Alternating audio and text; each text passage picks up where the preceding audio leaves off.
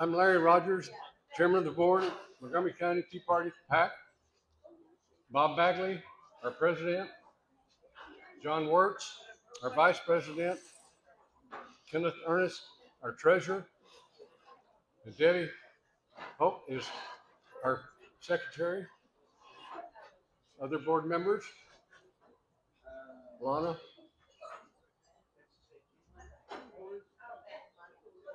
Ford. And there's Kendra Kumagachi. Yamaguchi.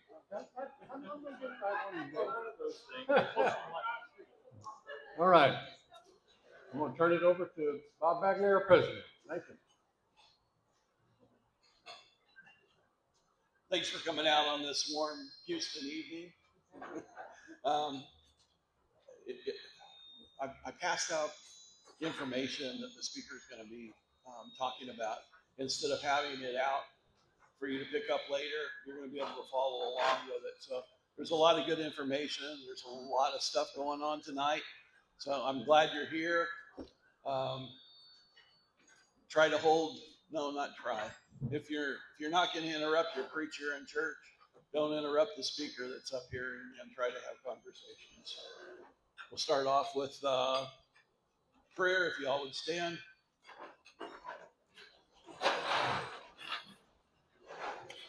Let's go to the Lord.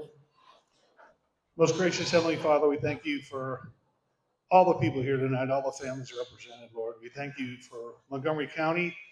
We thank you that we live in the greatest state and the greatest country and on the entire face of the earth, Lord. We just are so overwhelmed with how blessed we are, Lord. We ask that you be with our speakers tonight, that you would give them clarity and thought and help them communicate the things that they would communicate to us, to open our hearts and minds to receive everything that you are presenting tonight, Lord. And we just ask that you be with this group and continue to bless us in Jesus' name.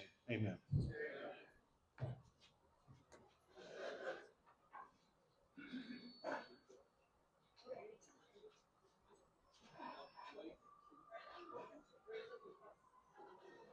Pledges? Yes. I'd like to lead us from the pledge to the United States flag. Place your hand over your heart. I pledge allegiance to the flag of the United States of America and to the republic for which it stands, one nation, under God, indivisible, with liberty and justice for all. Now, Brad Bailey will lead us in the pledge to the Texas flag. Pledge allegiance to Texas, one state, under God, one indivisible. Thank you. You can have a seat now. John, you want to come up with your information? As soon as John's done, then I'm going to have Brett Ligon come up and speak for a little bit before we start in the program. Sir, be closer to the mic. Thank you, Bob. I presented this on Tuesday, March 3rd at our election watch party. And since the audio wasn't so great, Bob asked me to present this again to you tonight with a few updates. So here we are at the end of grueling 2 weeks of campaigning.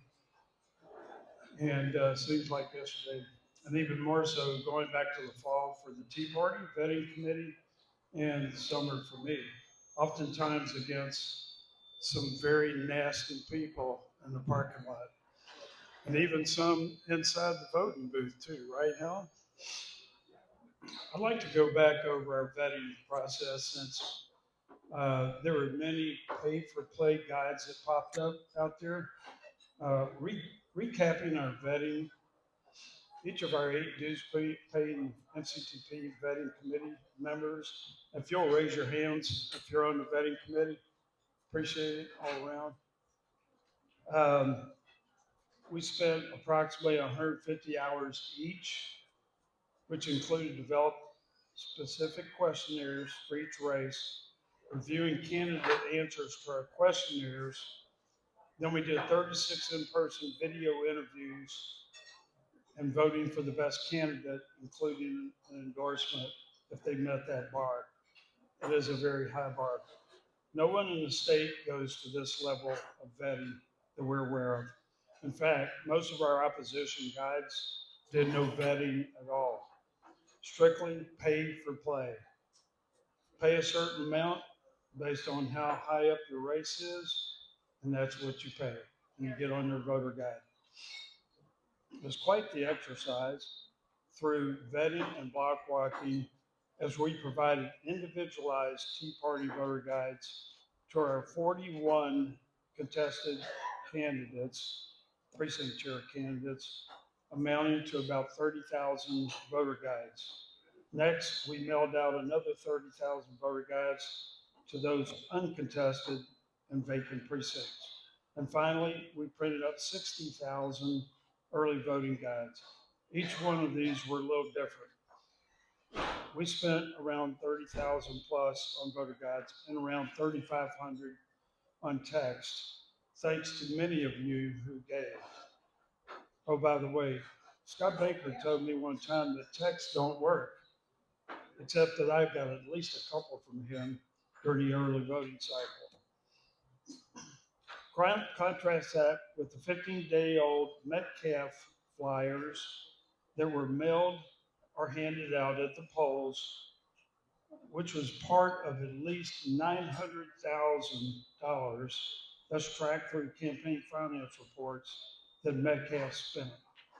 That's at the 8-day report mark, which there's probably more coming in, and his end of June report, which is due June 15th. His next report will likely show over $1 million. That's not a great return on investment for an $8,000 a year job, would you say? So I've heard he may have had another $1 to $3 million from dirty PAC money that was used in attack ads and text against us. And actually, it's against other counties around the state. The RBT spent $50,000 and was practically non-existent in and around the Woodlands. This MoCo First PAC voter guide that popped up 2 weeks ago and joined at least 5+ more voter guides out there. They spent at least $90,000 to try to elect Scott Baker and defeat the Grassroots conservative precinct chairs, including Gwen Withrow. Baker himself went through about 40,000 and then left 20,000 in the bank, as far as I can tell. Guess he was a little overconfident or just not good with the money. He's had trouble reading our income statements at our CAC meetings, and has always brought a point wondering what happened to $190,000 that we spent, though it's on every income statement. Many of our captains felt the brunt of that every day, often all day, for all 2 weeks of early voting. It's a grind. They did all that we asked them to do, and I'd like to recognize them now. There's a lot that I haven't seen here. At the Brady Library was Allison Winter and Donna McAleer. Those two ladies are relentless, and they're there all day long working that parking lot. It's unbelievable the amount of work that they do, especially Donna. She is a trooper. At Conroe was Bob Bagley and Luis Pedraza. Magnolia Event Center, Kim Weber, Melinda Olin, Paul Gregory, I know they're here. Paul was setting up and tearing down every day. Magnolia West, Wendy and Tim Yaki, and Johnny and Rhonda McCleskey. There's nobody on the parking lot that is as savvy, as good as Wendy back there in the Yaki family. Let me hear it for them, man. I'll tell you, they're good. Kenneth Ernest at Mitchell Library, Herschel Williams and Lana Horde were Montgomery, Paul Croson and Phil Cady, Jim Doyle and Splendora in Nick Haney. And Spring Creek was Charles Shirley, and Willis was Bob Holden and David Cook. Please give these guys a big round of applause, and appreciate it. And if you work these sites, if you could raise your hand during that time frame, just a lot of effort, day in and day out. Thanks also go out to Lana Horde, Stacy Ernest, and Mark Ferber for bringing the website and US VoteSmart back to life. The plug was unceremoniously pulled back in October. So thank you guys for bringing it back up.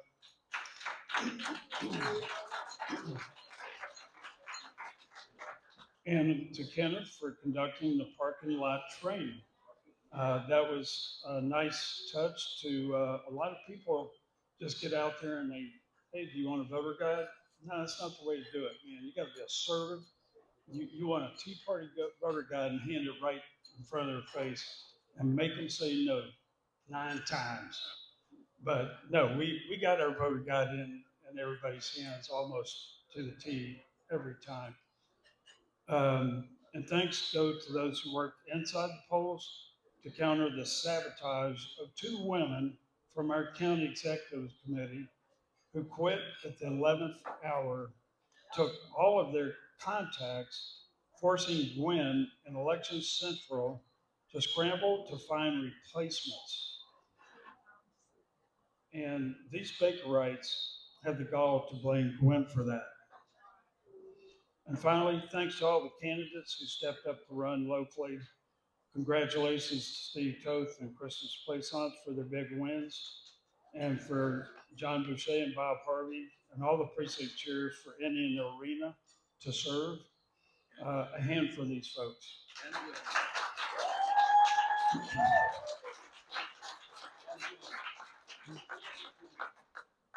Oh yeah, and Gwen too.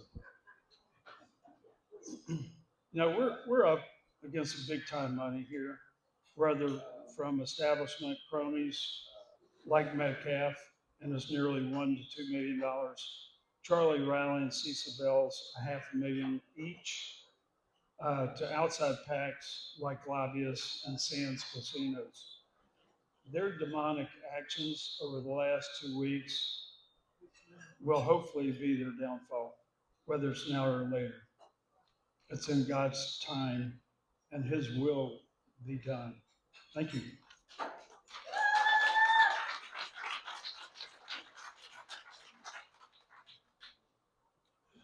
Thank you, John. We found out tonight that Montgomery County wasn't the only county that was being attacked by backdoor politics. 13 counties within our state were overturned. Their county chairmen and precinct chairs were overturned because of unscrupulousness from a number of people within our state. And it starts pretty much at the top. We're going to be involved in a thorough investigation of this, and find the culprits and do what we can to expose them. So if you weren't in the parking lots, I've worked in the parking lots for 13 years. I can't think of one time that the devil was more alive in our county and in our parking lots than during this election. You would have thought that this was Republicans going against the communists. Well, some can say, but it's just, it's sad. Montgomery County Tea Party was the second one to come up with voter guides and to do vetting. That's better. Yeah, thanks. Now we got a little feedback though. We've been doing this for 13 years, just with Montgomery County Tea Party. And Patriot PAC was doing it a couple of years longer than that. Both. It's still not going to stop that feedback. So the other, to have PACs come in the last month or two beforehand, knowing that there was no vetting whatsoever by these PACs. And when you look at the 7, I believe there were 7 of them, different PACs that came on board to try to dilute the vote, and the information that we've been putting out for years. It's amazing. So we just need to educate everybody on what's going on. Mr. Lagan, would you like to come up and speak, sir?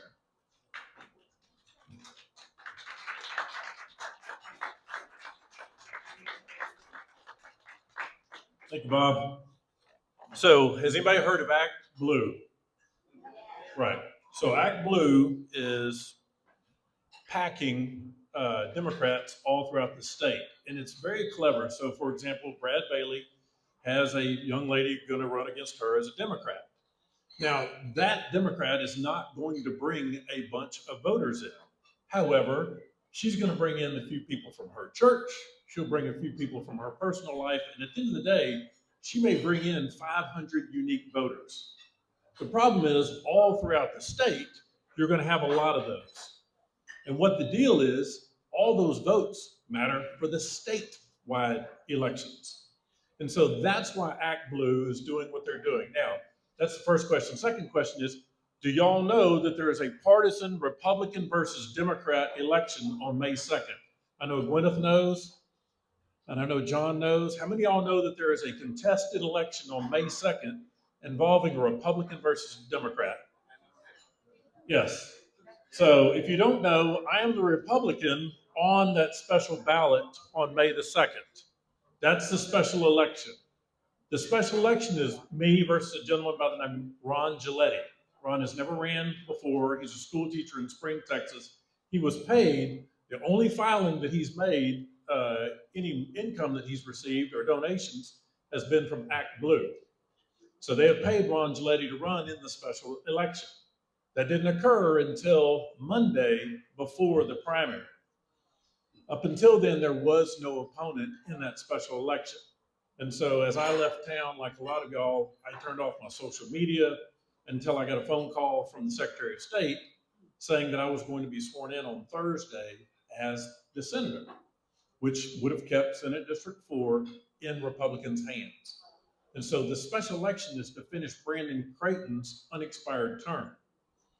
And so it would leave, but it's Montgomery County. It's the Lake Houston area, which is Kingwood, Atascocita, and Humboldt. It's all of Chambers County, 70% of Jefferson County, and it goes all the way down the Bolivar Peninsula. Now here's the razor thin margins.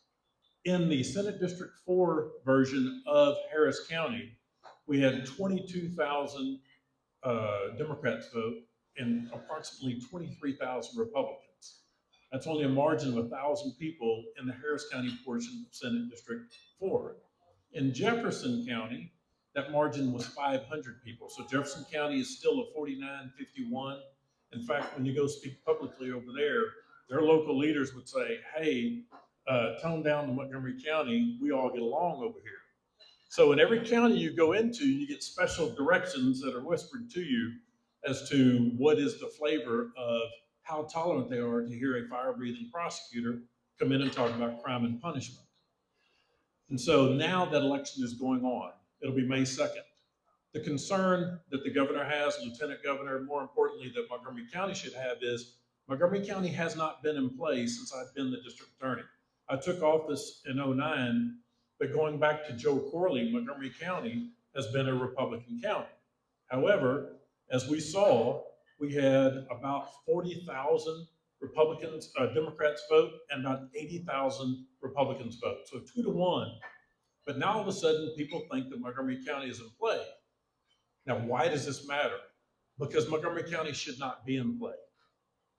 But if we lose this special election, and here's the warning, we have not won these special elections. The last special election that was on the ballot was Kelly Hancock's jurisdiction. Hancock was handpicked to be the comptroller. He left as a state senator in Tarrant County to become the comptroller. The lady that ran against to fill his place was a lady named Lee Wamsgott. Does anybody know that name? Hardcore patriot, hardcore. Lee is about as grassroots as it gets. She was anti-DEI. She fought the good fight as far as school vouchers. Lee won her primary. Lee lost in the special election to a Democrat. So for the first time in I don't know how many years, Tarrant County is now in the hands of a Democrat senator. So the reason I've been talking to Gwen and John and others is to get that word out, because we don't want Montgomery County in play, because I will be on the ballot again as the Republican nominee. I won Montgomery County by 81%, Harris County by 71%, Jefferson County by 55%, Galveston by 56%, and Chambers County by 58%. You would think that that would apply in the general election. It's the special election. And the problem is, if we don't get enough Republicans to turn out in the special election, then the money will come up pouring in. And I know that during the primary, but remember, the primary is to figure out who your candidate's going to be for the general election. Gwyneth said something during the campaign trail, and she says, I know people talk about how ugly this race is. And she said, I have a sneaking suspicion as soon as the primary is over, all the fighting within the Republican Party will stop.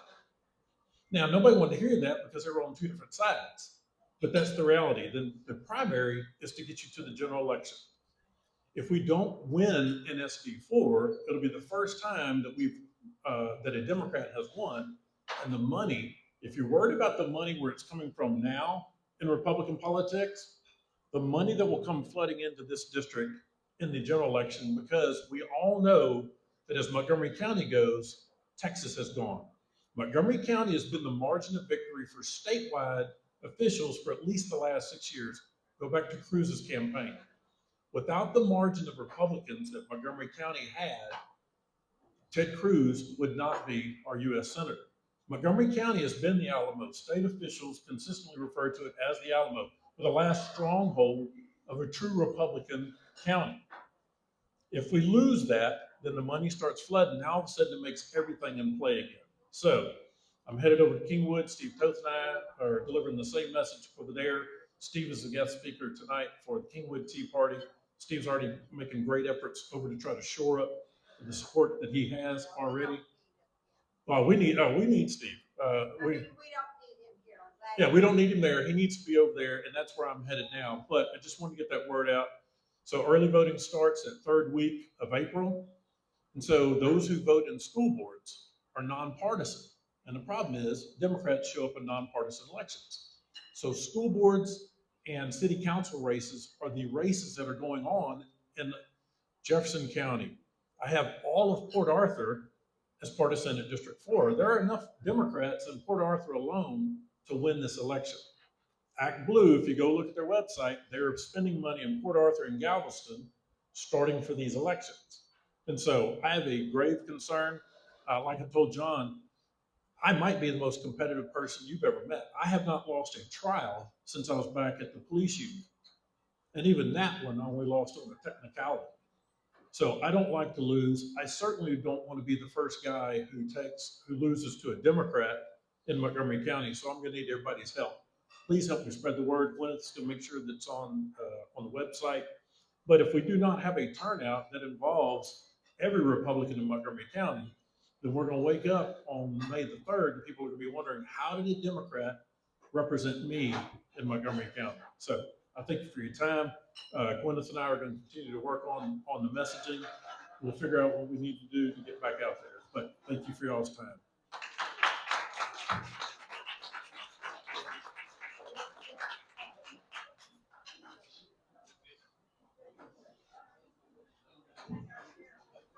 I could probably spend the rest of the evening talking about this young lady that's about to come up and speak. We've known each other since the Tea Party movement started, and have worked together.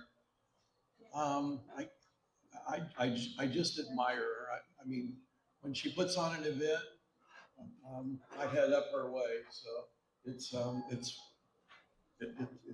she's just amazing. And she could talk all night on various subjects, but I'd like to bring JoAnn up and let her educate you.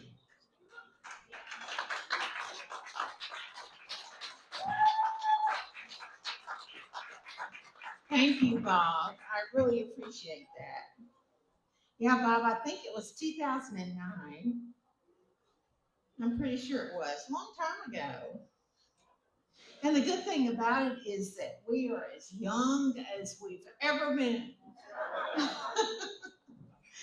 Anyway, thank you so much for inviting me here. So the first thing I'm going to say is my disclaimer, and that is I will probably say something tonight that might make you angry if you're still stuck in this mindset that all Republicans are perfect and they represent you perfectly and they always carry out all of their campaign promises.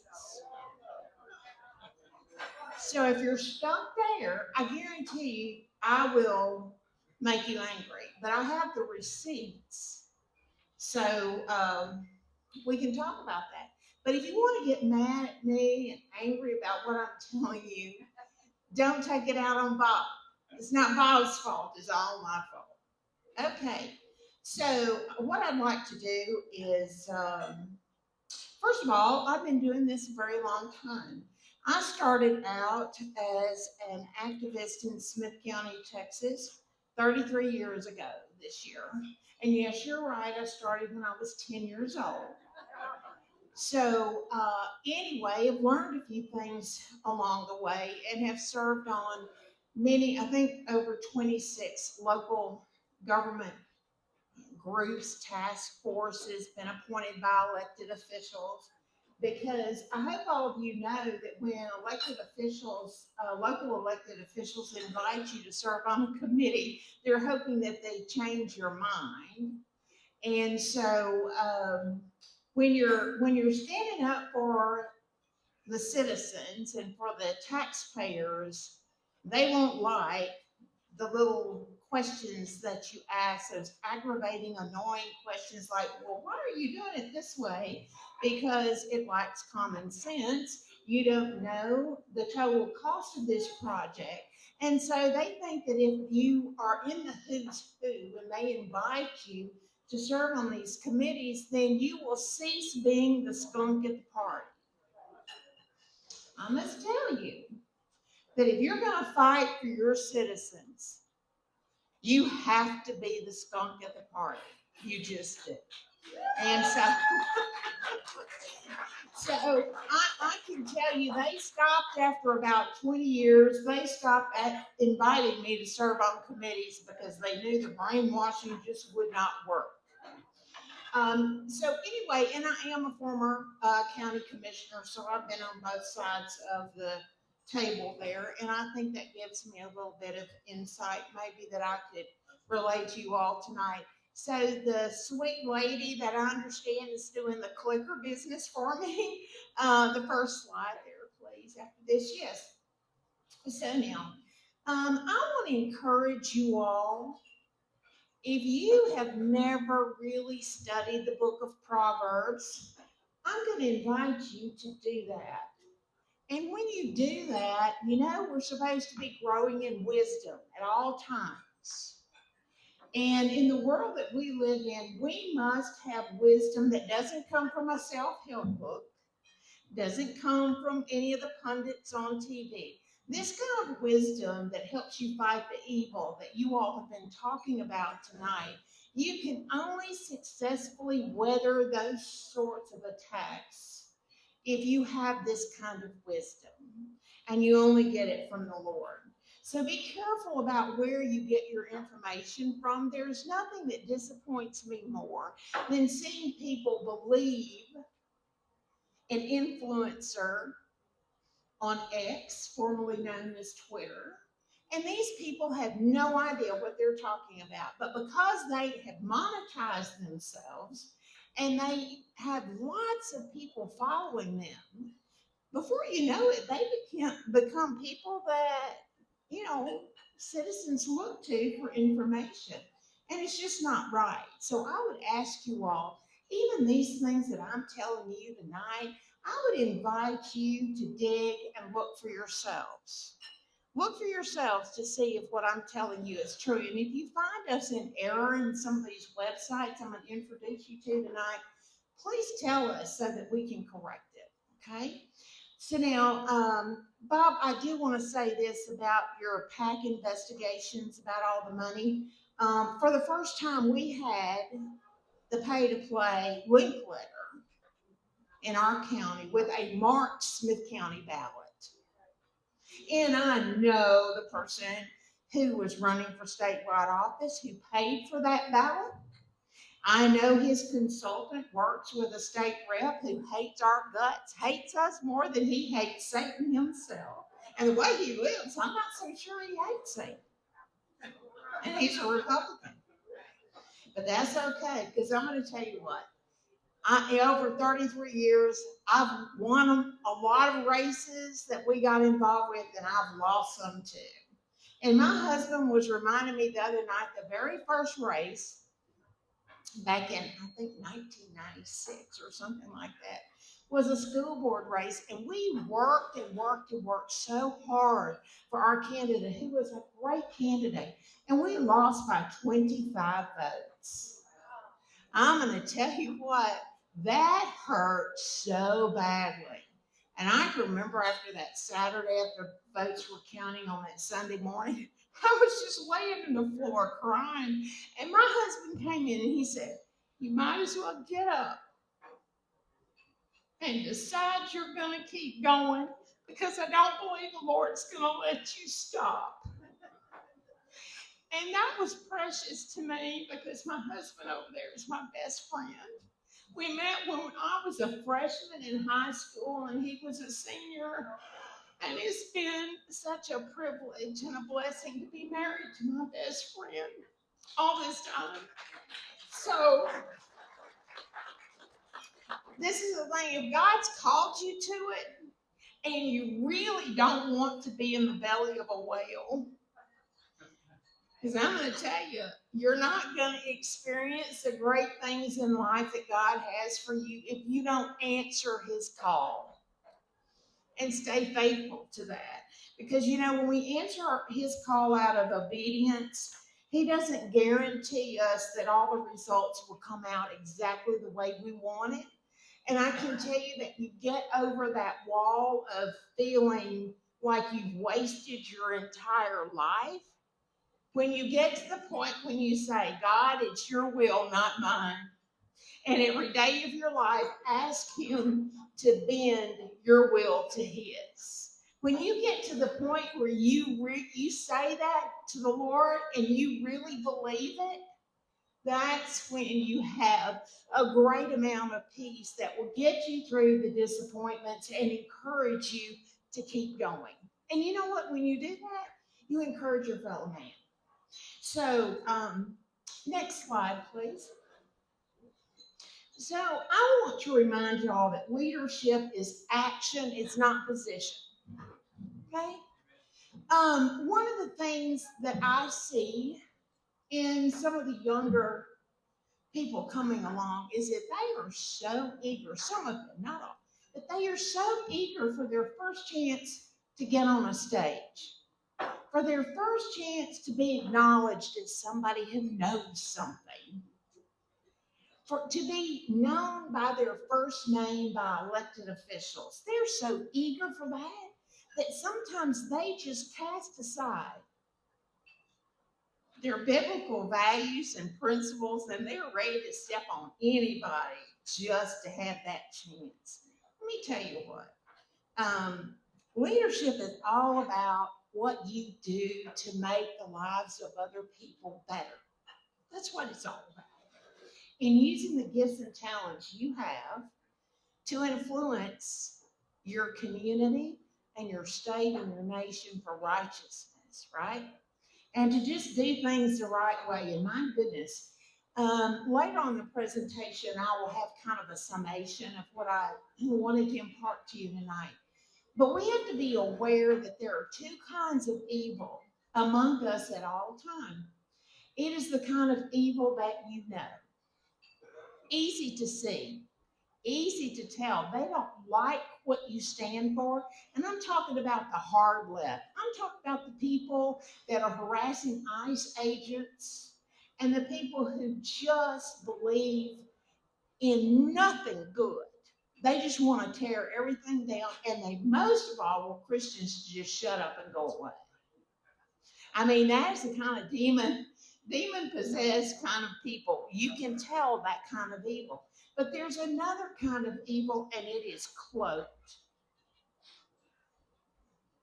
And this kind of evil can quote scripture. It can quote scripture and lie at the same time. It's the kind of evil that will pick out Tea Party leaders and group leaders and say, we'll help you get your mailer out this time. We'll help you print your slates. And all you have to do is include our candidates on it at the top of the ticket. I was overrun by leaders across the state that I've known from the earliest Tea Party days with Bob, who said to me, JoAnn, do you all ever take this kind of money to put out your mailers? I said, absolutely not. Because nobody is going to tell Grassroots America who to put on our endorsement cards. Nobody.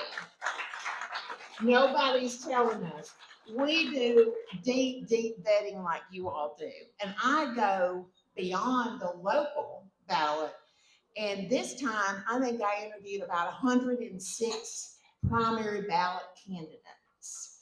John, I can barely see you for the light in my eyes, but John was one of them. And so I spend at least an hour with every one of those candidates. And it's a Zoom or GoToMeeting or Teams meeting. I don't make them come to me. And we have a deep discussion about what their worldview is. How do they solve problems? And then I get into some issues, some policy issues. And I don't lead the witness. I don't, now, people who use the surveys and all that, that's great. I don't use them because I know too many candidates don't ever fill those out themselves, and their consultants and their campaign managers a lot of times will do that. Or if it's an upper campaign like a congressional race and they have the money, well, they have policy people that cover a wide range of issues that will answer those things. So I'd rather have just a conversation and try to discern what they really believe. And one of the most important things to determine about anybody, whether they're a candidate or they are a leader of any kind, is what is their level of conviction. See, an opinion is different from a conviction. A conviction is something that you will just be willing to be the skunk at the party every single time. It is one that you're willing to lose friends over. Because I'm going to tell you, I always say at the beginning of every primary that if someone leaves a relationship with me or with Grassroots America, you'll do all the leaving. I'm not going to burn down relationships with people I've known a long time and I have fought alongside with just over a politician. I'm not going to do that. But I can tell you I have many opportunities to do the leaving. It sounds kind of like a country song, doesn't it? You'll do all the leaving. Well, you just have to think.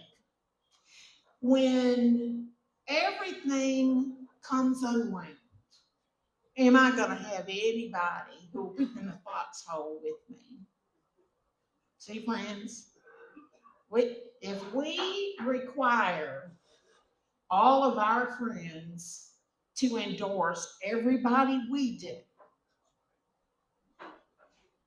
we may find out we don't have very many people fighting with us when we're fighting the real enemy, right? So just keep that in mind, that leadership is in action. It's not a position, and you want to bring people along with you. Next slide, please. Now, this is our absolute mission statement. And I had read this quote before from Jim Bowie. We'd rather die in these ditches and give it up to the enemy. But when I met Sheriff Roy Boyd, anybody know Sheriff Roy Boyd from Goliad? Oh my goodness. I'm going to tell you, you need to invite Sheriff Roy up here to talk to you about the border, the truth about the border. And he'll tell you the truth that Texas, without President Trump, is no more secure today than it was before President Trump took office the second time. Texas has done absolutely nothing to gain operational control of that border without President Trump. You know how I know that?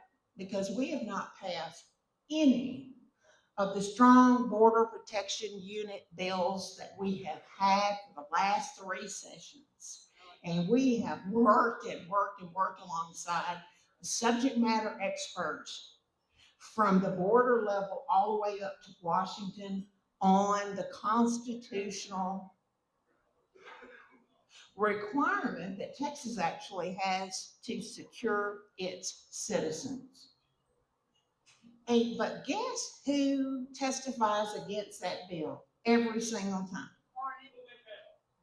The Sheriff's Association of Texas and the Department of Public Safety.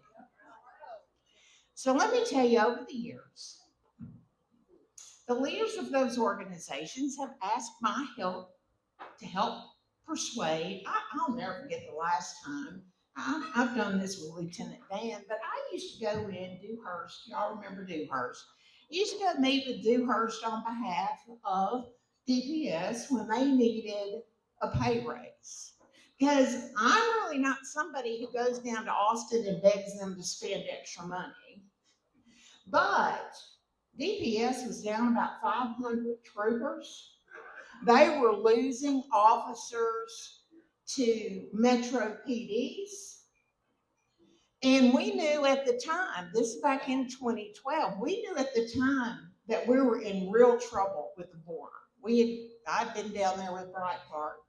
And until you've actually seen that lawless place for yourself, it's hard to imagine what it's like.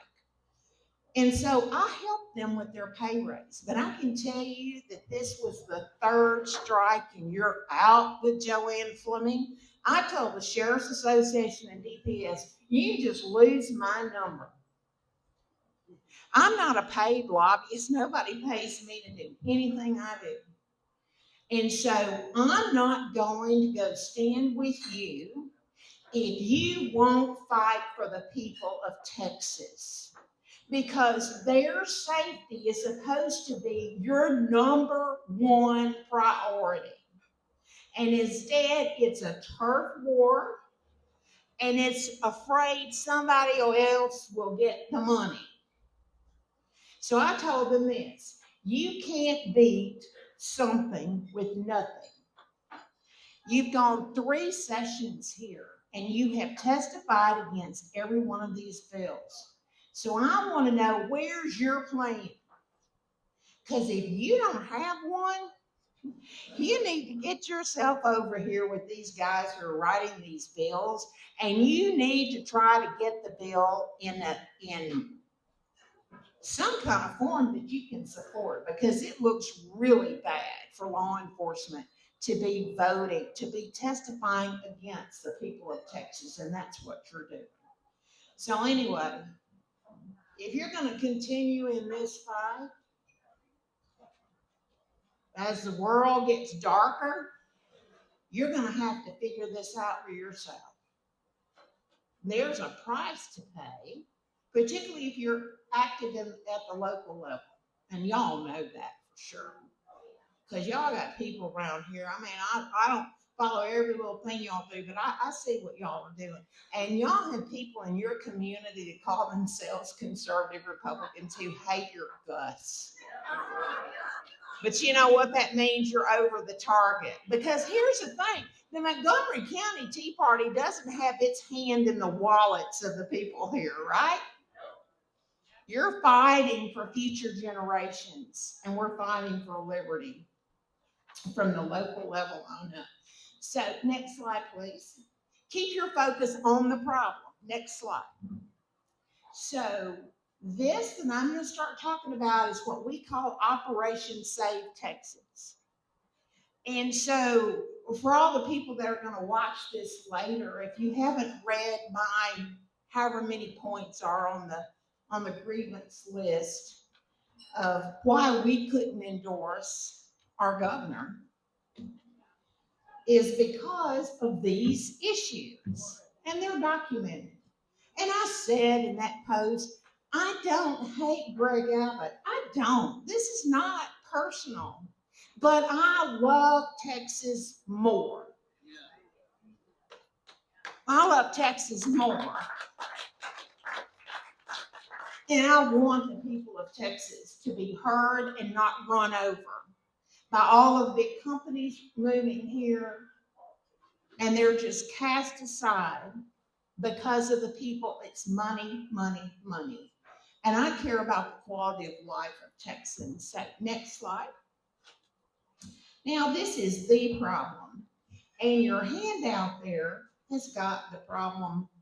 I've got some good information in there that can tell you how to use our website. It doesn't cost you anything to figure this out. So this is a picture that, you know, every time I show this picture, and Steve Bannon was going, oh my gosh, I knew it was bad. I know it was that bad. Anyway, the red map over here is how the people of Texas voted for Donald Trump. This map over here that's got way too much blue in it, that's how your Republican House members agree with Democrats. And it's not just a bill here or there. We look at every single bill. Our site goes in, our tool goes in, and it gets all the data out of the Texas House Journal. That's the journal on TLO, Texas Legislature Online, that shows you how they vote on every single thing, every amendment, everything, for both the House and the Senate. And why do we focus on the House?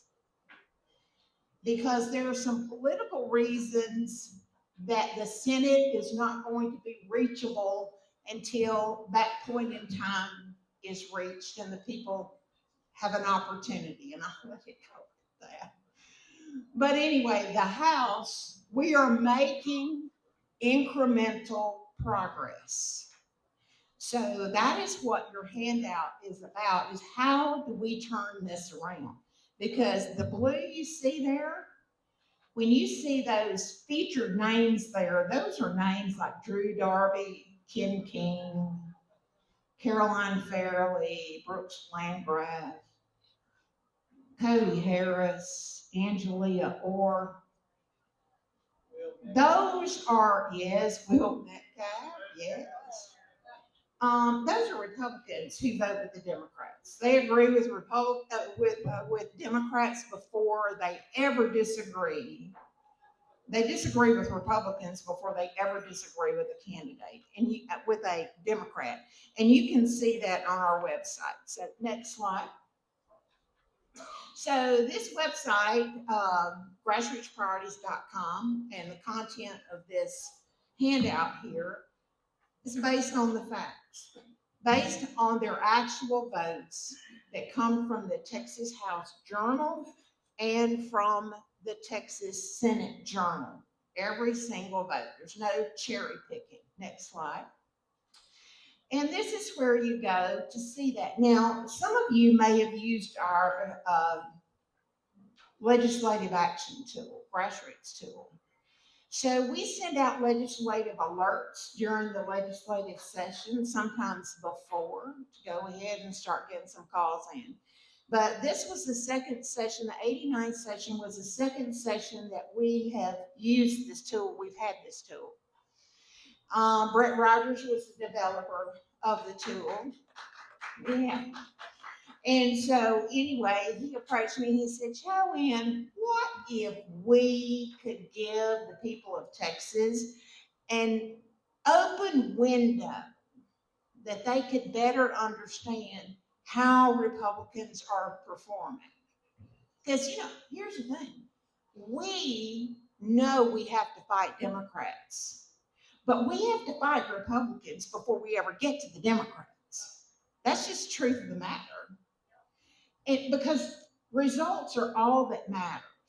So every time you think about those legislative priorities and those March propositions that are always on your March Republican primary ballot, every time we see how much the people of Texas, the base, wants those things done, that should be the first consideration of the governor, the lieutenant governor, the speaker, and every single Republican member of the legislature.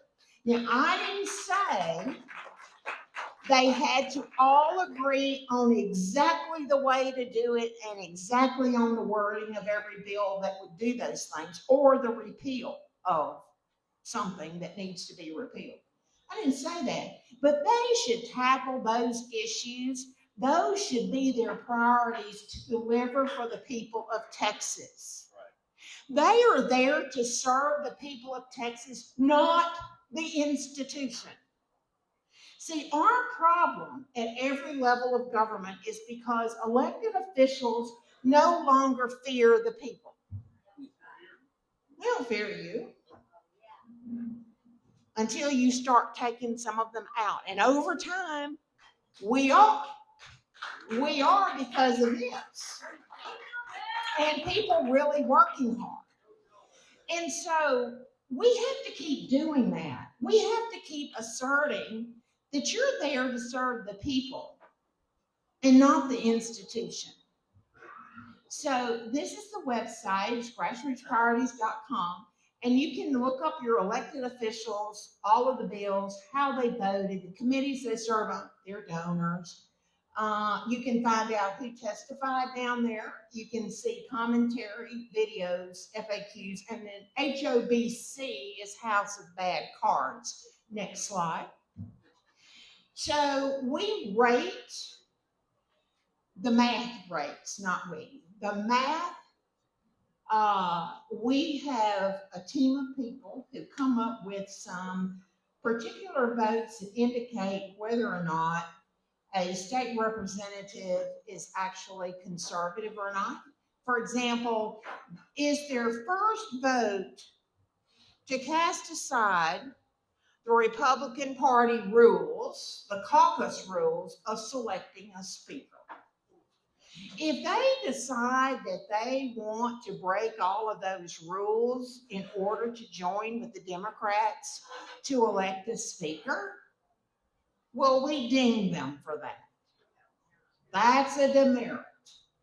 And it goes on from there about the rules. All the ways that they just decided they weren't going to change any of the rules, and that was an inside job and entirely predictable. Then, if they allowed the Democrats to become vice chairs and to get extra funding and to have the same powers as a committee chair, okay, you got a demerit for that.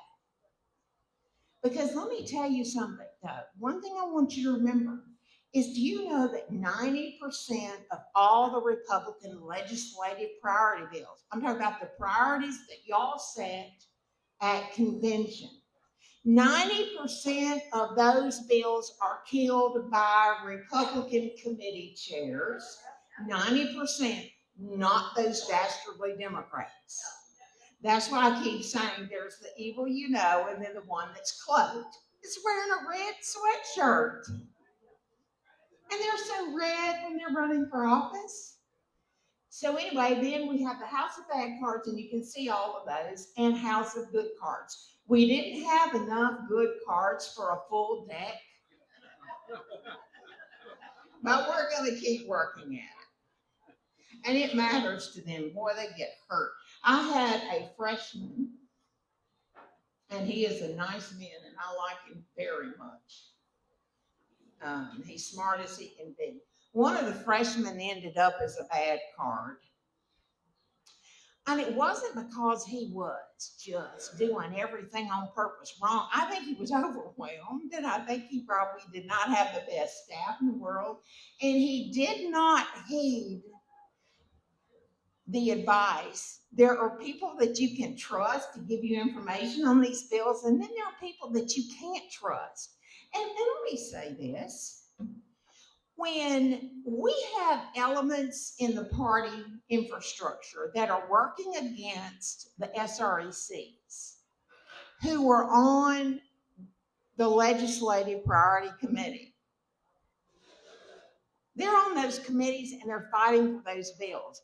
And then you have elements of the party that are working against it. You know how I know that? Because the state reps would call me and say, JoAnn, are you for this bill now? And I went, no. Did you see me say I was for that bill? Well, but so-and-so said. I went, no. The only person who gets to speak for Grassroots America is me. Everything else is counterfeit. So I said, and they said, well, the SRECs are asking us to do this, and you're with them. But we have some consultants and some other people that are work for the party who are telling us to do the opposite. I said, well, if I were you, I'd be on the side of those hardworking SRECs if I were you, because I'm going to tell you, some of those women will hurt you. They will try to hurt you the rest of your life if you do the wrong thing on these bills. So anyway, that's just unnecessary discord. And it'd be nice if everybody was trying to actually get these bills over the finish line. But anyway, so let's talk about some of the ways that they get there. So now the comparison on your handout here, the comparison for the House of Big Cards was against the Republican Party of Texas 2024 platform. We had 35 things, and I've listed those 35 things for you. And you can go on this website and you can look it up by the House rep, how they voted. You can go to a House of Bad Cards and look up every one of these, and it will take you actually back to the bill and to the vote so that you can see it. But we said these 35 things, no Republican should ever vote for these things.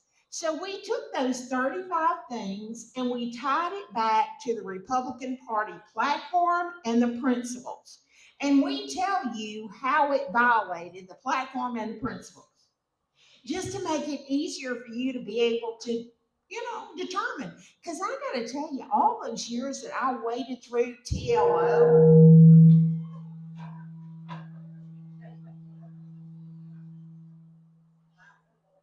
all those years that I waited through TLO online and having to read through those journals, that was just a pain.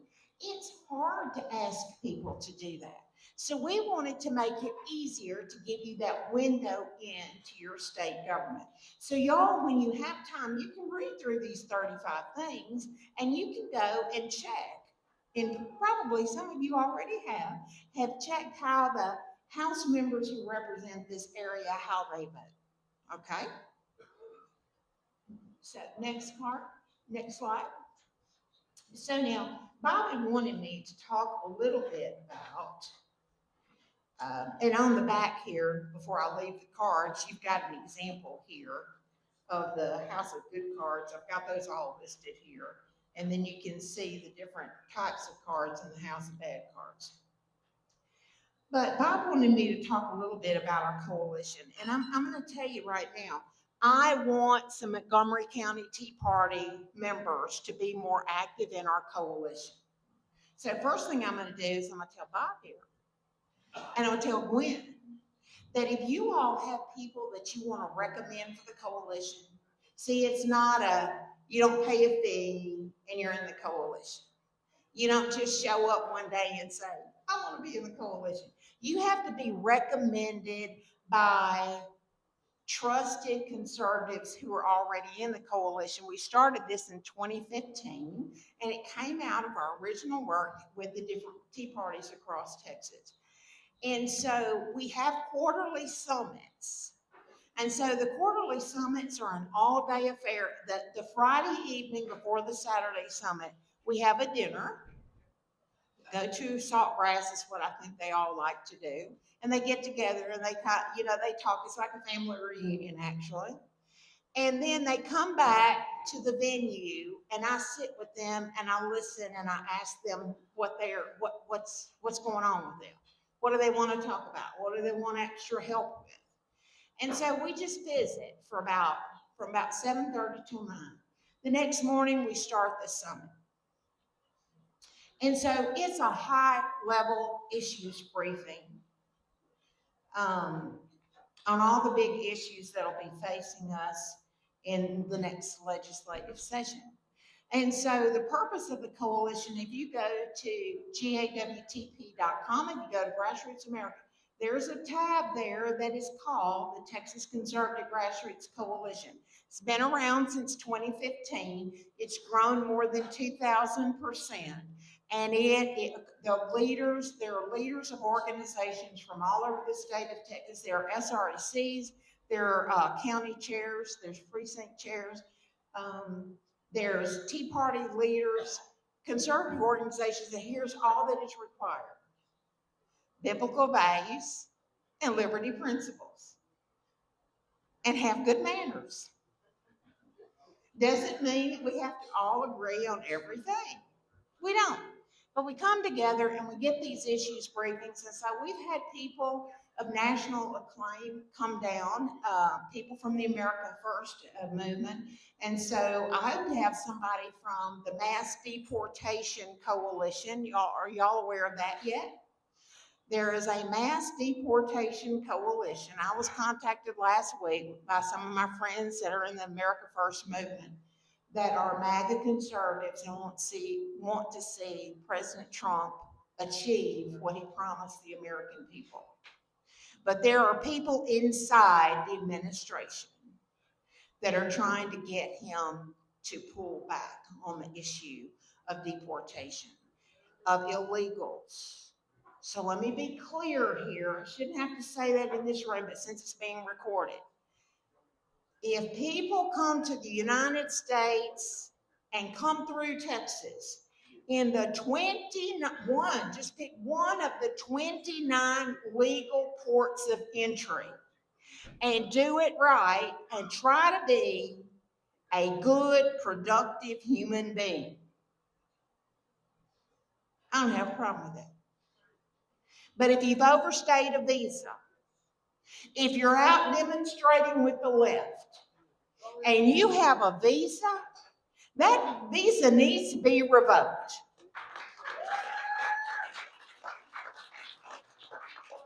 If you are participating in the fraud that we see being uncovered across the United States, you don't have the right to extort and steal from the American taxpayer, and you should be gone. So I'm sending out, I don't know that Roger, I don't think he got it out today, but probably tomorrow we will send out a coalition alert to those who are signed on to the coalition. And we're asking leaders, if you have the authority to sign on your organization with the Mass Deportation Coalition that has people like Mark, what is his last name, that was head of CBP? Can't think of his name right now. But you've got Heritage. You've got all the frontline people who've been with Trump trying to shape securing the United States again that are there. And you can pull up, in fact, you could do it now, Mass Deportation Coalition. It's all in the news now. But anyway, this coalition will receive, you always receive the alerts, and I ask you to participate. If you want to participate, do. If you don't want to, you don't have to explain yourself to me. I'm not the Texas Den mother. I'm not the hall monitor. I'm just giving you an opportunity to magnify the voice of your organization if you want to be in on a coalition project. And on this website, you will see lots of the coalition projects we have had over time. Next slide. Now, so these are some of the points I talk about leading from the front. Oh, by the way, the next summit in Tyler, Texas, which is not that far away, because that's where I came from today. It is on Saturday, April the 11th. And I would so love to, I know Gwen has attended before, some of you others have attended, but you know what? When you know as many people around the state of Texas as I do, everybody looks familiar, and my brain just does not geolocate you instantly. So it just doesn't do that anymore. But anyway, on April the 11th, we've got a robust agenda, and I would love for you to be there. In leading from the front, one of the first things you need to make sure of is know what you believe and why. Know what you believe and why. And I want you to think about these things as you have experienced local hatred. You have been assaulted by big money coming in here from outside of Montgomery County. You have elected officials at every level of government that look you in the eye and they lie to you over and over again. I know how that feels. And then you have people that you thought you could count on that you can't. And you just sometimes just get disappointed. And you just don't know if you can do it one more time. Well, yes, you can, because we love Texas more, right? We love Texas more. How many veterans do we have in here tonight? How many veterans? Thank you for serving our country. And let me tell you, every time that I feel a little bit sorry for myself and I'm having an Elijah moment, I think about the veterans. I do. And if our veterans and our families have been willing to sacrifice everything, I could get up and do this one more day. Yes, I can. So know what you believe and why. Know about the twin evils that I talked about. And ask God to give you discernment about who you should work with and who you should stay away from. There are some people I just won't work with. Now, I don't have an open war with them. I don't put on a billboard. I will not work with them. But they make the lives of grassroots conservatives like you, they make your job harder because they work against you. And I have to tell you, I have some favorites in the movement, some subject matter experts like Terry Hall. Y'all know Terry Hall, I'm sure, on transportation. You know, people like Cindy Castilla, president of Texas Eagle Forum. Cindy Asmussen, who is the legislative liaison, the ethics advisor for the Southern Baptist Texas Convention. And I think about so many of those ladies who have worked for no salary, and some men, but for no salary all these years. And they are truly subject matter experts. And I have to tell you, I don't care if it's a United States senator. I don't care if it's the governor or the lieutenant governor or if it's some slick consultant. If they make your job harder, and you are sacrificing your time and your family, your home budget to get out and make things better for your fellow man, there's nothing they can say past that. I resent people who make your life harder. And so I just will not work with them. So when y'all finish your investigation, if you would like for that to go all over the state of Texas and even go up to Washington, I will publish every syllable of it. Every syllable of it. And I can tell you, we built our statewide email list before we ever monkeyed around with social media. Because I'm going to tell you, I'm not a real big fan of social media. I mean, I have somebody who does that for us, but I put my emphasis on direct conversation with people who give a flip. And the people who are on our mailing list care. And so I want them to have good information. So number 3 is pick your lane. And I believe the Montgomery County Tea Party, you picked your lane a long time ago. And you do it with integrity and you work hard. So just pick your lane and stay in it and drive that lane better than anybody else. Because I'm going to tell you, over time, people know what quality and integrity look like. They may hate you, but people will respect you if when you've been kicked in the teeth, you just get up and you keep going again. That's what we have to do because we love Texas more. And number 4, never let anybody that doesn't pay the freight define your role. You know them. They'll call you up and go. I mean, I had a guy one time. It's been probably maybe 10 years ago. I thought I was going to jump over the table and strangle the man. He was a consultant. This is really before he got all involved in the consulting business. And he said, you know, JoAnn, I could get you lots of money. I could get you lots of money. And you know what? We can rebrand you.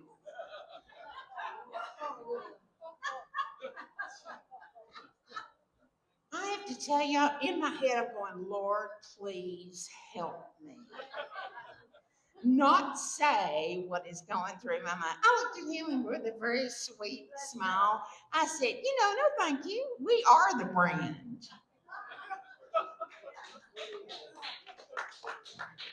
And I don't need anybody to change the brand. We are the brand.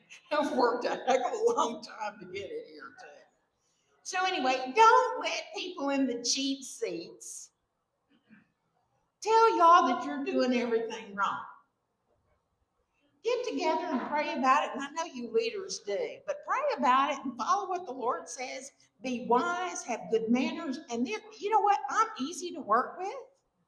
All you have to do is don't lie. Don't lie. Don't let me catch you in a lie. Don't steal other people's stuff. Don't steal other people's PowerPoint presentations and all of a sudden you're a subject matter expert. Don't do that. And then don't act like a 12-year-old mean girl on social media and burn everybody else down because they just don't do it your way. Just don't do those things. So that's pretty, that's simple. I love helping people, and I love trying to that's the whole purpose of the coalition, is to magnify the voices of every single group, no matter how small or how large they are. Because if we all come together on biblical values and liberty principles, and we will just press on with the facts, and we trust God, you know what? We just trust Him with the results because we're being faithful. And why do we do it? Because we love Texas more. And don't let yourself be Delphi.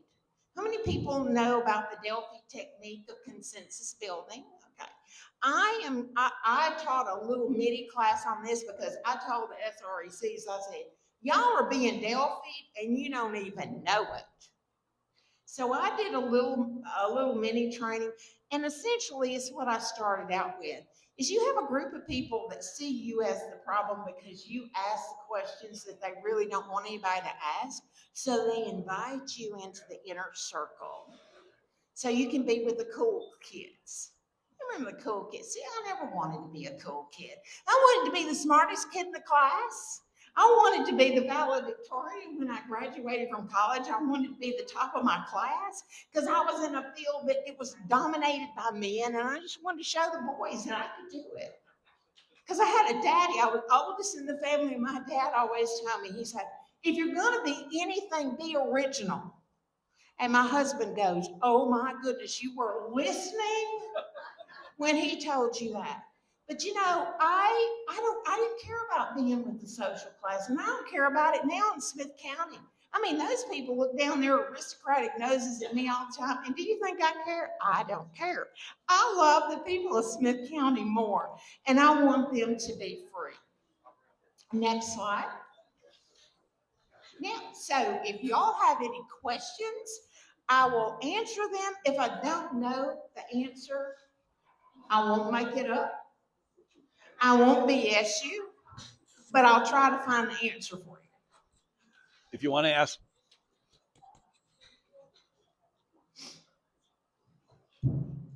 And it's so much warmer up here. I was in a popsicle over there before I got up here. This is just the right. heater's right above your head. If y'all want to ask a question, come on up here and get in line.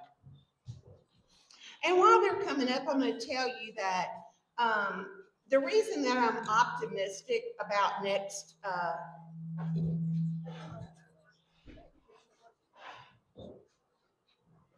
the reason I'm optimistic about next session is that the voters accomplished these things. These are Republican nominees. In House District 1, Chris Spencer retired a bad card, Gary Van Dever. Gary was so scared of the competition that he just didn't run again because this was Chris's second time, and so he defeated him this time. And of course, Kristen Pleasance, she defeated bad card Cecil Bell. House District 85, Dennis Giesemann defeated bad card Stan Kitzman. In House District 128, we have a great guy, Tom Butler. He was running in an open seat that was vacated by Briscoe. Briscoe's running for CD9. He's in a runoff. That was an open seat. Tom didn't have a primary challenger, so he will be elected. In House District 126, Stan Stanner is in a runoff, and they already retired bad card Sam Harless. And in House District 129, Scott Bowen, that was an open seat because of Dennis Paul going over to SD, running for SD 11. So I'm optimistic because, look, we're getting rid of some of the bad cards are just retiring, and then some of them are being defeated. And so we have an opportunity to start with some new folks. Yes, Gwen.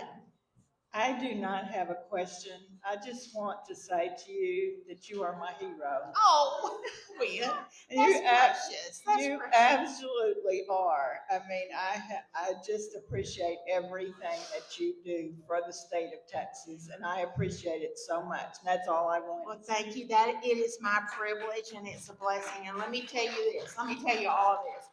If I have ever done anything right for the people of Texas, we're going to give the Lord all the credit, but all the mess ups are mine and mine alone. So thank you, Gwen. That's very kind of you. JoAnn, we met probably 15 years ago, maybe at the same time Bob did. There was a rally down in Galveston, I think, of all the conservatives. Remember that? Yes. It was freezing cold that day. It was. And I was on stage with Wayne Christian. There you go. I remember that. Yep. And somebody else, but I can't remember who it was, but I do remember Wayne. May have been Sid Miller. Well, you know, my friend Sid Bless his heart. doesn't, bless his heart, he can't stand him some JoAnn Fleming now. Because I had too many receipts. All right. Same here. I had at least 20 voicemail messages. I'd already talked to him for about 45 minutes to explain our position. He couldn't get over it. But again, I want to echo what Gwen said. I'm on your email list, and yours is one of the few that I don't delete.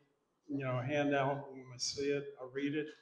And I really want to thank you for doing the deep dive on the Railroad Commission race and Jim Wright and Bo French, because we had originally went with Wright, and then we were kind of convinced that, oh, Jim Wright was giving all these Democrats recently.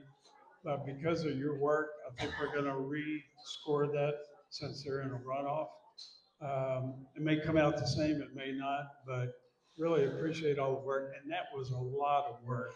That was a lot of research. It was, but let me tell you, that is a race that really troubled my soul from the very beginning. You know, when people run for office, it's a good thing. You've decided that you have a reason and you want to serve people. You want to serve the people and you believe that you can do a better job than the person that's already there. Okay, that's good. But when it crosses a line, for me, it's when somebody on purpose distorts the record and does so in a way that they're trying to destroy the individual. The left does that. Why in the world would we accept people to behave that way? First of all, I appreciate your recognizing that, because yes, it was a lot of work, but it troubled me so much. And I wish that I had been able to get that done earlier, but it took a lot of digging, because I had to actually call the Railroad Commission. I had Wayne Christian pointed me to somebody there who could help me go through the records and know that I was looking at the right links. And so we'll be putting that out again, because I can tell you, I believe Jim Wright's a good man. I believe he's doing a good job. Wayne Christian is supporting him. And I will tell you this about Jim Wright. Jim Wright never talks about this, by the way. Jim Wright doesn't have to do a thing he does for the state of Texas. He doesn't. He didn't have to do it. And he has every reason not to serve us, and to fight for independent oil and gas, and to do it right in a way that protects private property and protects our environment. Because nobody wants people breathing things that are bad for them, that will cause, diseases. Nobody wants that. But Jim Wright's wife was in an accident years and years ago with an illegal alien. And she's in a wheelchair and has been in a wheelchair for years. And Jim keeps her at home. And I've had him come up to Tyler to speak. And you have to work with his schedule so that he has some other family members there with her. But how many of y'all knew that Jim Wright had been a victim? His wife was a victim of an illegal alien and had been rendered, she never walked again. That's a hard thing, but to meet him, he has no bitterness about him. And so, I'm not even going to say that he ought to be talking about it. That is something that is private, and he doesn't use his family to say, please feel sorry for me. He's never done that. And that's another reason I respect him. But thank you so much for bringing that up. Glad to do it. Yes, ma'am. I've noticed that where we talk about situations, but there's a reluctance to mention the names. Like, for example, Bob was talking about the two people and the not providing voter information, what have you. Their names weren't mentioned. Is there any particular rationale why we don't do that? Because how do people know if you don't know the names when you're talking about somebody and expose them for what they did? Yes. Well, actually, what you need to make sure of is that you have the receipts. I keep telling y'all about I have the receipts before I say anything. You've got to document that because there's this little thing called a lawsuit. And you can say most anything about a public figure. And you know, the law defines what a public figure is. I would be considered a public figure. Elected officials are public figures and is hard. Now, the only public figure I know of that's been successful in suing the daylights out of people who have defamed him is Donald J. Trump. Amen. And that's a good thing. But I'm just saying that one of the reluctances, and also this too, sometimes I don't do it because I'm trying to give my fellow patriots an opportunity to see the truth for themselves. See, the minute somebody like me says a name, you've instantly divided the coalition. Because you got some coalition leaders who understand what's going on. They see it, they've experienced it, and then you've got some more who haven't. And they're still following certain people. So my heart is to get people to work together on things they agree on and not to instantly put them at odds with each other. But I did say that when y'all have finished your investigation, I will print every syllable of it. And we'll just let it land wherever it lands. Okay? And I'm okay with that. Because I believe in what y'all are doing. So get me the receipts and I'll help y'all tell everybody about it. How about that? Anything else? Yes, sir.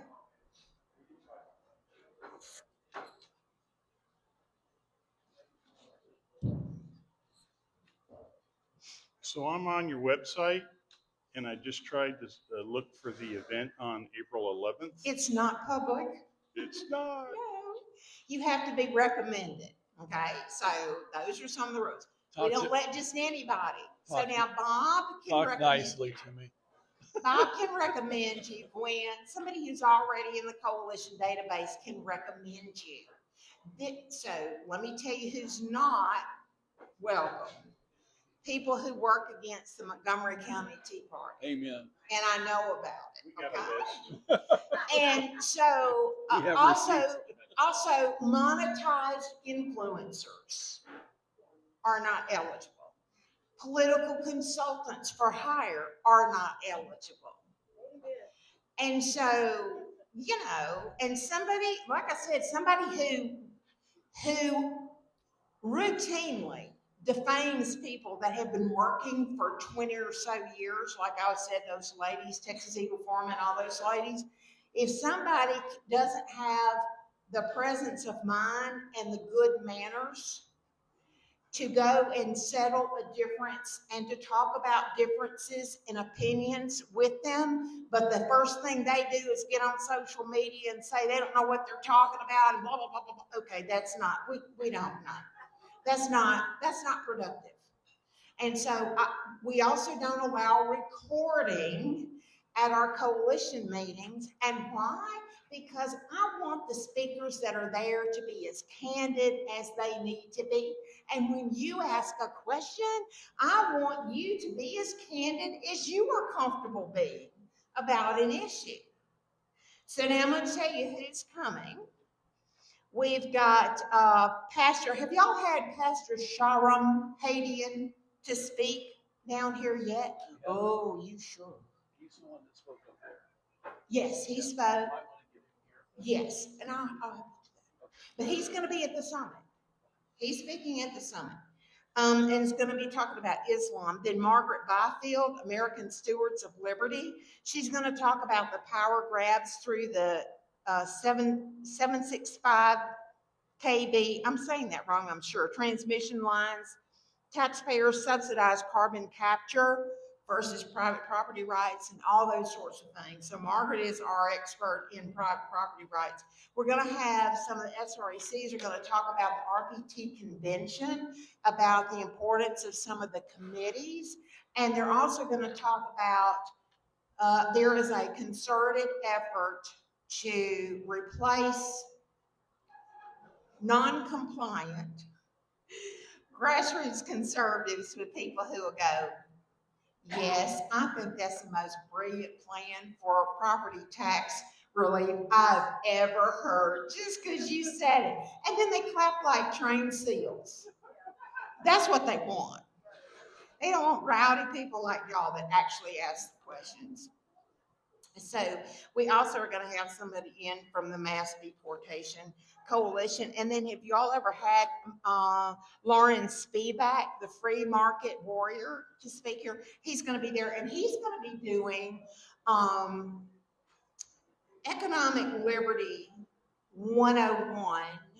Because if there's anything we need to tackle in the Texas legislature, and throughout the Republican Party of Texas, we need to make limited government great again. Nobody talks about limited government anymore.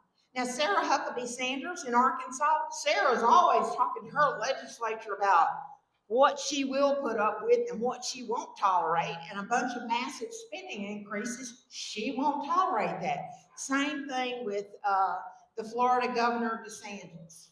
Ron DeSantis said in October, I believe it was in October, in Irving, Florida will eliminate property taxes before the state of Texas does. That surprised me. And we're just going, that was a state Freedom Caucus network.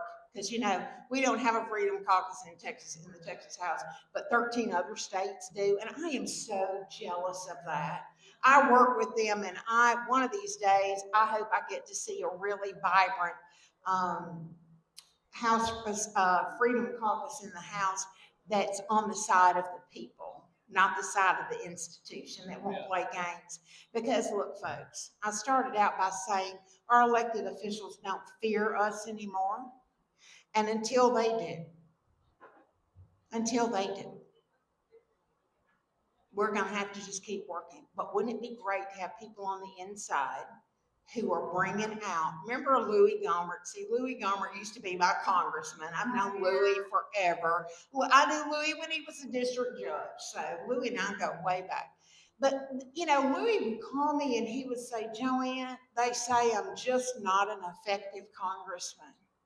He said, they call me ineffective and that I'm just a waste. And I said, Louis, that's not true. I said, the American people know so much more about the U.S. Congress than they ever would have if you were not there. You have been a voice for the people and you've exposed it. What he did with the speaker races up there. So anyway, thank you all for having me here. I appreciate you, and I would just ask you to please just remember, you love Texas more. Thank you.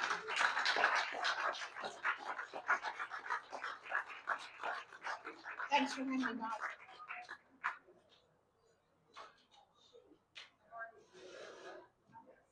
Thank you, JoAnn. I'll see you on the 11th. We've got a senatorial district meeting coming up, and we need some volunteers to sign people in when they show up. I need about 20 people. We've got that many here tonight, but I don't have that many names on the list. So I'm going to pass the list around. Would you please sign up?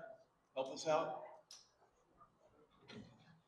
I'm not sure. We're still working. I'm still working on trying to get Chip Roy and Mays Middleton here, hopefully in a debate.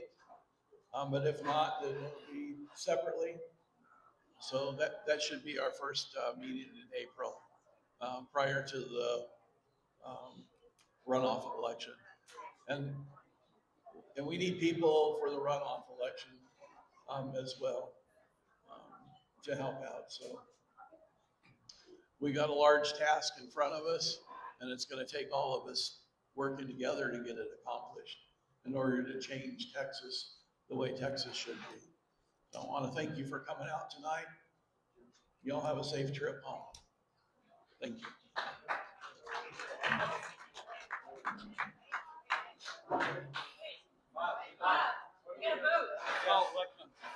Sorry about that.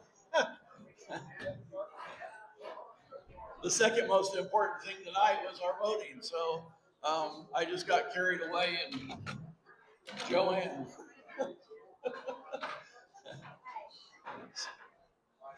Mr. Chairman of the board. You're in charge of the voting. You're in charge of the voting. Okay, all of the paid attendees that have attended by the bylaws will be handed a ballot, and you'll be able to vote. And we're voting first on the Board of Election, Board of Directors. I've submitted a list according to the bylaws, and we have that list.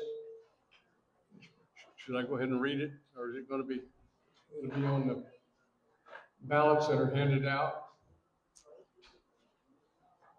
Bob Bagley's on the list. Yeah, sure. Okay, so there's going to be 2 ballots. If you qualify for voting, the ballot will be in your name tag. So just listen. Well, we're going to vote for approval of updated bylaws and board members. So just check your name tag. Great. And we will, yes, maybe. Yes, we are going to pick them up. So yeah, just listen. We'll come around and pick them up. So everybody check your name tags. Maybe $100 bill in there. Maybe not.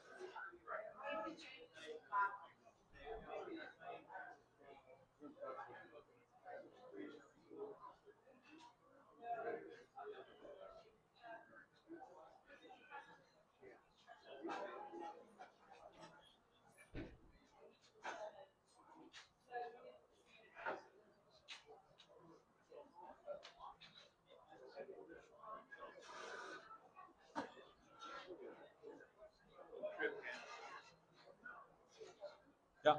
So while you're voting, I'll give you just a summary of, okay, they're up there. We just cleaned up the bylaws. There were some things that were ambiguous. There were some things that didn't agree. So that it's basically a cleanup. And we made it very clear that the board, that the president of the Montgomery County Tea Party PAC reports to the board. The board is, and they serve at the pleasure of the board. So we did clean that up also in the bylaws. Can you make it bigger?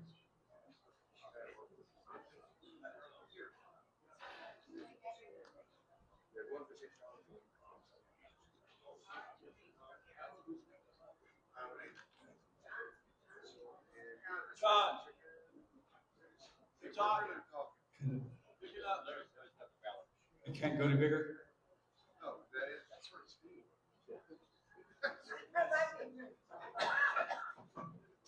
Mr. Words, are you picking the ballots up?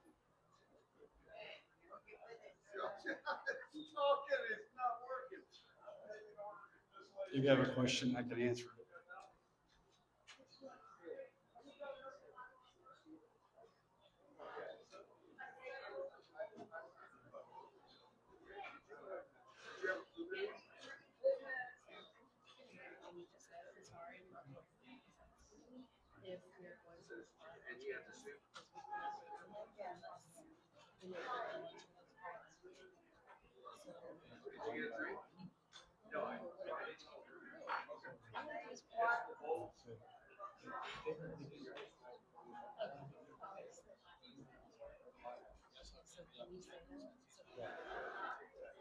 So yeah, just another note, these bylaws have been posted as required on our website for the last 30 days.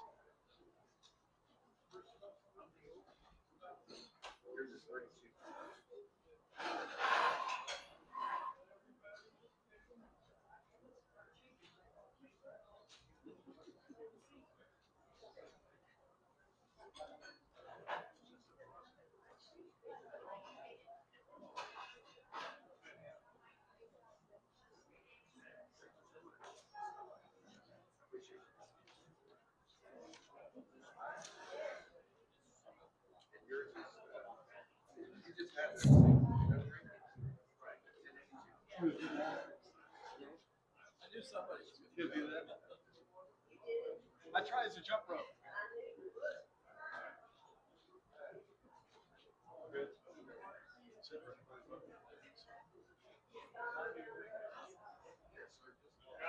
Actually, I decided plus.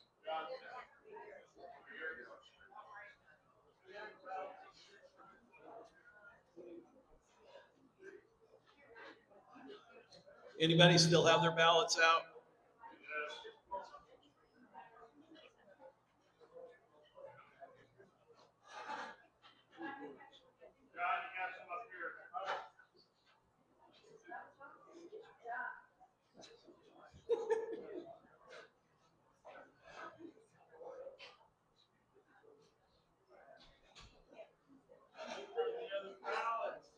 Anybody else got a ballot to turn in?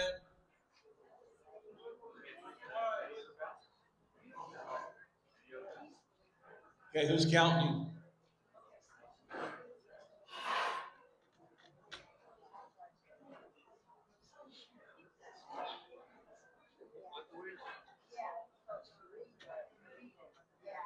We'll have the results shortly.